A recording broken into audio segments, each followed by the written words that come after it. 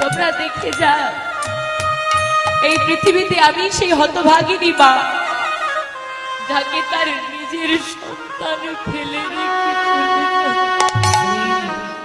মা, এমন করে বলো না মা।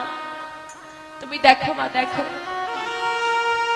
এই জগতে তো সবার ঘরে সন্তান আছে, কিন্তু কার ঘরে গিয়ে বৈষ্ণব ঠাকুর এমন করে সন্তান চাই বলো দেখি? সব মাই তো সন্তানের জন্ম দিয়েছে, কতজন মা পেরেছে বলো সন্তানকে কৃষ্ণ সেবায় দান করতে?